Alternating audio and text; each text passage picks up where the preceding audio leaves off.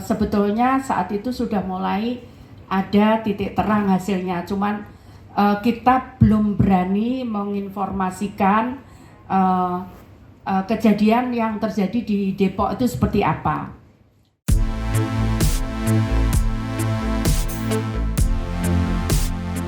Persoalan temuan timbunan bantuan Presiden di lapangan KSU Depok disebut mulai menemui titik terang. Karopenmas Divisi Humas Polri Brigjen Ahmad Ramadan mengatakan, bantuan Presiden yang dikubur itu ternyata merupakan bansos yang rusak akibat hujan pada medio November 2021 lalu. Tepatnya saat kepemimpinan Kementerian Sosial di bawah kendali Tri Risma hari ini.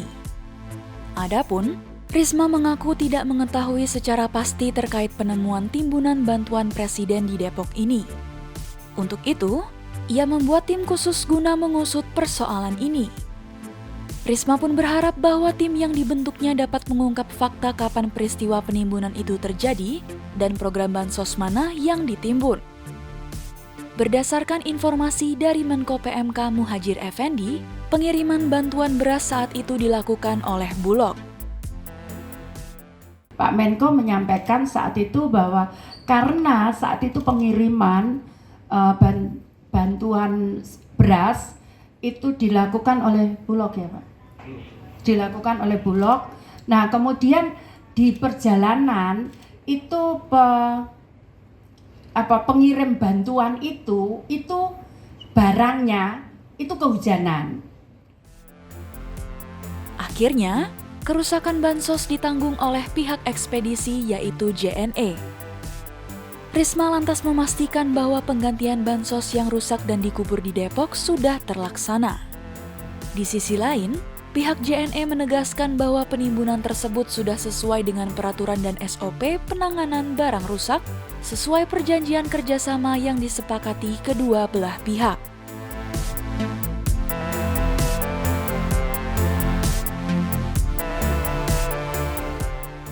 Inspektur Jenderal Kemensos Dadang Iskandar menyampaikan bahwa temuan bantuan Presiden di Depok ini belum tentu milik Kemensos.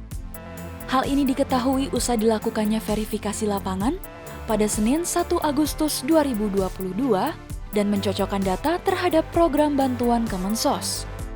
Saat itu, kejanggalan terlihat dari kemasan kantung beras yang berukuran 5 dan 20 kg. Usai dicocokkan, program bansos yang terkait dengan ukuran kantung tidak memiliki label bantuan Presiden melalui Kemensos. Selain itu, pihak Bulog menyebut bahwa bantuan yang disalurkan bukan hanya dari Kemensos, tetapi juga dari pemerintah daerah setempat. Pasalnya, bantuan dari Kemensos sendiri tidak menyertakan bahan pokok selain beras. Mohon izin Bu Menteri, baru saya sampai dari Depok, habis dari lapangan juga di lokasi penimbunan rekan-rekan media. Jadi kondisi yang tadi saya datangi itu kondisinya bau sekali, bau telur busuk dan segala macam. Jadi kalau dilihat dari kondisi yang ada, ini sebenarnya bukan bantuan beras saja, tapi ada tepung, ada telur.